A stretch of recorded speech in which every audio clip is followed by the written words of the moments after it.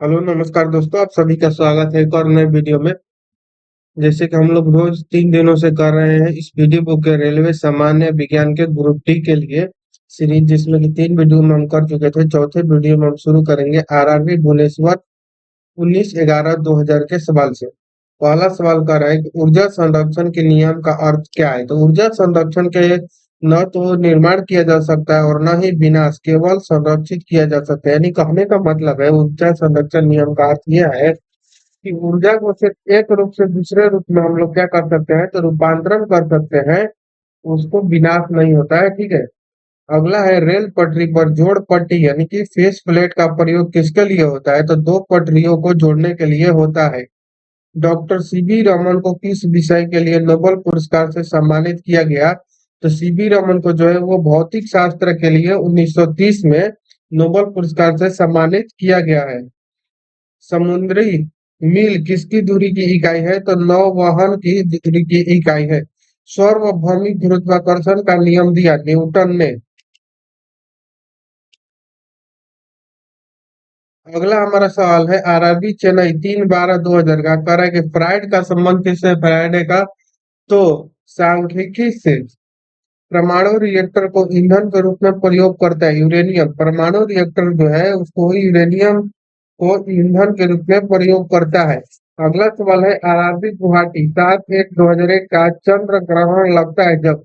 चंद्र ग्रहण कब लगता है, तो जब पृथ्वी सूर्य एवं चंद्रमा के बीच में आ जाता है।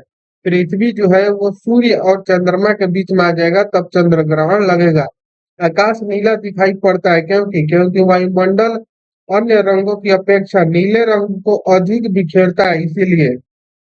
यातायात बत्ती में लाल रंग का प्रयोग किया जाता है क्योंकि लाल रंग का जो तरंग दैर्ध्य है सबसे अधिक और लंबा होता है। एक लैंप की बत्ती में तेल ऊपर चढ़ जाता है, केशिकत्व क्रिया के कारण जो है वो लैंप की बत्ती में तेल ऊपर चढ़ जाता है।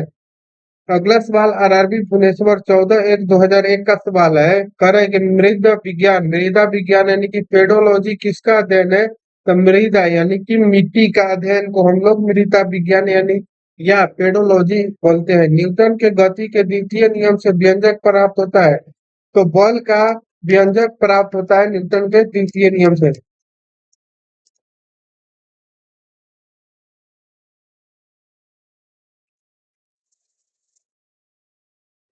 अगला सवाल है सौर जगत में बृहत्तम, क्षुद्रतम तथा सर्वाधिक चमकीला ग्रह क्रम कौन सा है, तो क्रमशः में दिया हुआ है बृहस्पति जो है वो सौर जगत में 72, और क्षुद्र में जो है बुध, तथा सर्वाधिक जो चमकीला ग्रह है वो शुक्र है।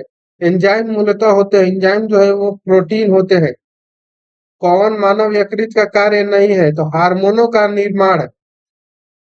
पौधों में प्रकाश संश्लेषण तथा श्वसन के लिए सत्य है, श्वसन से प्रकाश संश्लेषण अधिक तेजी से होता है। आरआरबी जम्मू 21/1/2001 का सवाल है, कह रहा है कि 27 डिग्री सेल्सियस पर एक गैस का दाब पारे का 75 सेंटीमीटर है। जिस तापक्रम पर दाब दोगुना होगा जब आयतन तो स्थिर रखा जाएगा कितना पर, तो 327 डिग्री सेल्सियस पर। कह रहा है कि 27 डिग्री सेल्सियस पर एक गैस का जो दाब है पारे का 75 सेंटीमीटर है। जिस तापक्रम पर दाब दोगुना हो जाएगा आयतन स्थिर रखा जाएगा वो कितना होगा, तो 327 डिग्री सेल्सियस। अगला सवाल है यदि विस्थापन डी बल एफ की दिशा में हो तो किया गया कार्य क्या होगा, तो अधिकतम एवं धनात्मक होगा। अगला सवाल है सरल आवर्त गति में आयाम ए एवं अवधि टी के साथ अधिकतम वेग, तो 2 पाई/a/टी। यही सब ग्रुप डी में सवाल आएगा। एक कूलम्ब आवेश बराबर कितना होता है, तो 6.25 गुना 10 की पावर 18 इलेक्ट्रॉन। किसके कारण आकाश नीला दिखाई देता है, तो प्रकाश की प्रकीर्णन के कारण जो है आकाश नीला दिखाई देता है। संधारित्र की धारिता का ऐसा ही मात्रक क्या होता है, तो फैराड। फैराड जो है वो संधारित्र की धारिता का ऐसा ही मात्रक है। अगला सवाल है प्रस्रव्य ध्वनि की आवृत्ति कितनी होती है, तो 20,000 कंपन प्रति सेकंड से ऊपर होता है।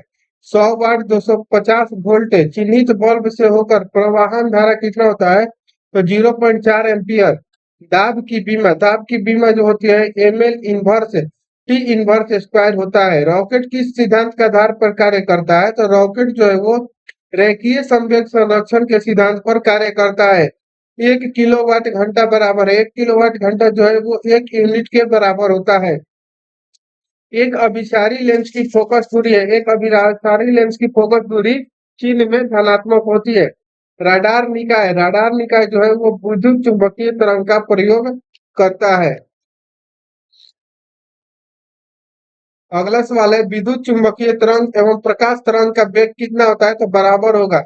एनीमोमीटर का उपयोग किया जाता है पवन का वेग मापने में। विद्युत रोधी माइका का परावैद्युता गुणांक कितना होता है? तो 6.7। आरआरबी महेंद्र घाट टू 20/1/2001 का सवाल है।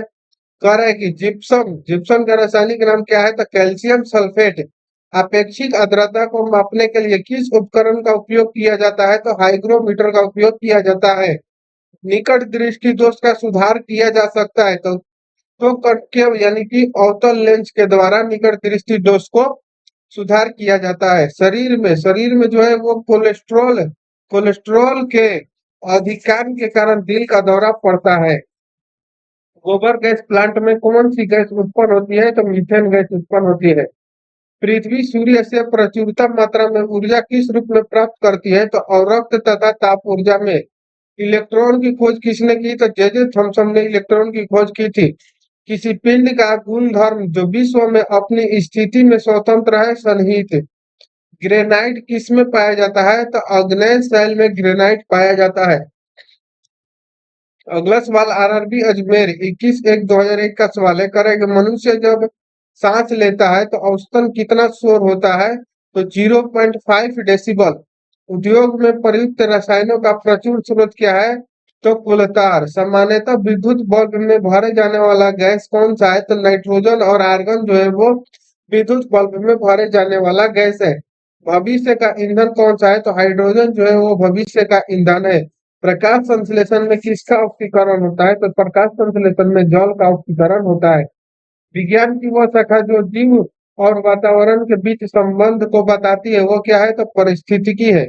आरआरबी गोरखपुर 28/1/2001। मुंह तक पानी से भरे गिलास के अंदर जब तैर रहे बर्फ का टुकड़ा पिघलता है तो जल का स्तर क्या रहता है? तो अपरिवर्तित रहता है। अगला सवाल है, जब कोई वस्तु चंद्रमा से पृथ्वी पर स्थानांतरित की जाती है तो पृथ्वी का पर उसका भार क्या होता है? तो बढ़ जाता है। जी की इकाई क्या होता है?